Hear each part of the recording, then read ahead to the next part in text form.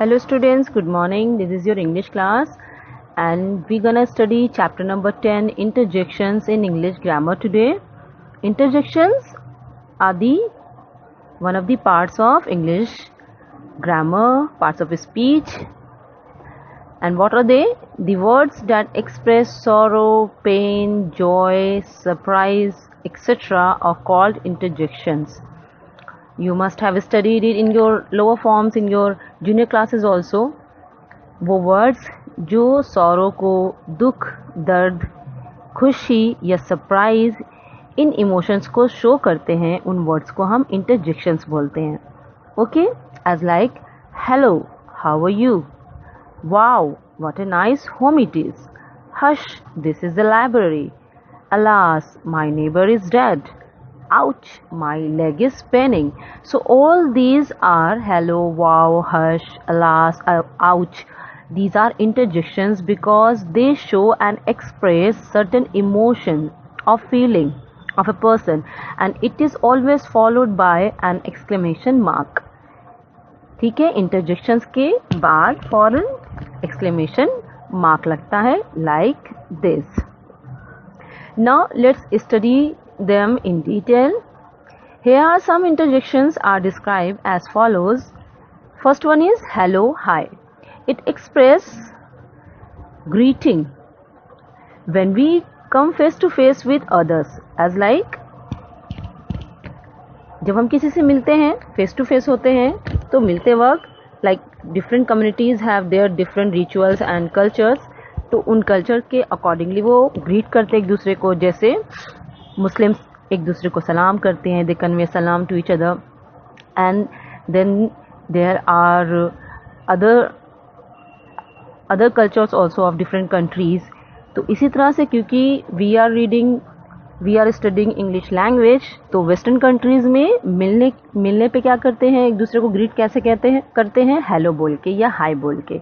Okay, as like hi, where were you from many days, hi तुम इतने दिनों से कहाँ थे. Hello, I am Rinki, hello मैं रिंकी हूँ. ओके, तो इस तरह से हेलो हाय क्या एक्सप्रेस करता है, greeting. Okay, hurray, it express the extreme Joy और सेलिब्रेशन. हुर्रे वर्ड का यूज कब करते हैं, जब हमें बहुत ही ज़्यादा खुशी होती है या फिर हम कुछ सेलिब्रेट करते हैं, that time we use hurray in a sentence. And as like this, hooray we have won the match, hooray हम मैच जीत गए. So it shows an extreme joy that they are celebrating their victory. Hooray, an Indian IPS has conquered the Everest. तो खुशी के time पे hooray interjection का use करते हैं. hush, it indicates keen silent. hush का use तब करते हैं जब किसी को चुप कराना हो या खामोश कराना हो, as like hush, you are in the library. You have heard this sentence many times in the library. चुप रहो, तुम लाइब्रेरी में हो. hush, this is an examination hall. खामोश रहो, तुम एग्जामिनेशन हॉल में बैठे हो. तो hush का यूज चुप कराने के लिए या किसी को साइलेंट रहने के लिए किया जाता है. Express a call for attention, यानी कि किसी को अपनी तरफ ध्यान दिलाने के लिए हम हे वर्ड का यूज करते हैं, as like hey girls come here, लड़कियों यहाँ आओ. Hey there is a butterfly, hey वहाँ देखो एक तितली है.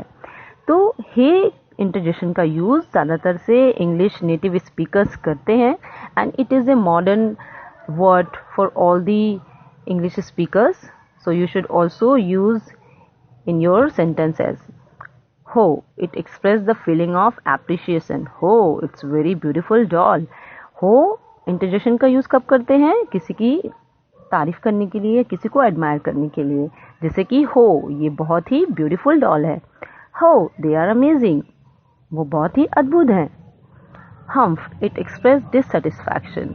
डिससेटिस्फैक्शन मीन्स जब आप किसी से नाखुश हो, तो उस सेंस में आप हम्फ वर्ड का यूज करते हैं. मीन्स बहुत ही जैसे आहे बेकार सा आपको लगना, इंडिकेट करना that you are not interested in that thing.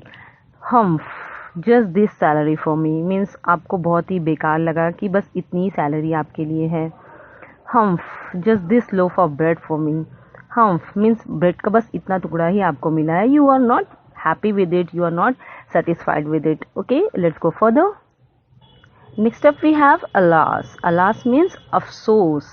It express sorrow. जब आप बहुत ही ज़्यादा sorrow फील करते हो, जब अफसोस होता है किसी चीज़ का, तो उस सेंस में alas इंटरजेक्शन का यूज़ करते हैं. alas my grandmother is no more.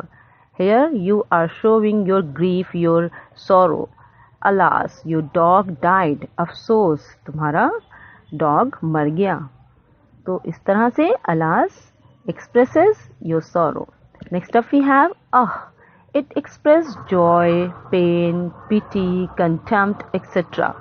तो इंटरजेक्शन एक ऐसा इंटरजेक्शन है जिसका यूज़ लोग डिफरेंटली करते हैं. कुछ लोग उसको खुशी में भी बोल देते हैं, कुछ लोग जब दर्द में होते हैं तो भी बोलते हैं, कुछ लोग जब किसी के ऊपर पिटी दया दिखाते हैं तो भी बोलते हैं, या कंटेम्प्ट करते हैं तो भी बोलते हैं. मीन्स अगर किसी चीज़ को क्रिटिसाइज करते हैं या निंदा करते हैं किसी चीज़ की तो भी बोलते हैं तुमने कैसे ड्रेस पहना है. ऐसा भी बोलते हैं you are wearing a very dirty dress like this. You gave me wrong information. तो यहाँ पे भी अफसोस बताने के लिए कि तुमने मुझे गलत इन्फॉर्मेशन दी है. आई फेल डाउन मैं गिर गया. तो इस सेंस में भी इंटरजेक्शन का यूज़ करते हैं. Bravo it expresses encourage and appreciate. ये अप्रिशिएशन या फिर प्रोत्साहन को शो करता है. Bravo you have done well. As like सबसे ज़्यादा आप ये सुनते हो जब अच्छा काम करते हो, कोई जब आपको अप्रिशिएट करता है आपके काम करने के लिए, जैसे शाबाश तुमने बहुत अच्छा किया. Bravo Indian team played well. शाबाश इंडियन टीम ने बहुत अच्छा खेला. तो उस सेंस में आप ब्रावो इंटरजेक्शन का यूज़ करते हैं. 10th is goodbye. It expresses farewell salutation, so it's very obvious, and you have used it many times in your sentences, in your speaking also. Goodbye dear, see you again. As like किसी से जब विदा लेते हैं या जब last time किसी से मिलते हैं, मीन्स इसके बाद आपको पता है कि आप बहुत लॉन्ग टाइम के लिए जा रहे हो, अब मिलने वाले नहीं हो, तो उस टाइम पे गुड बाय बोलते हैं.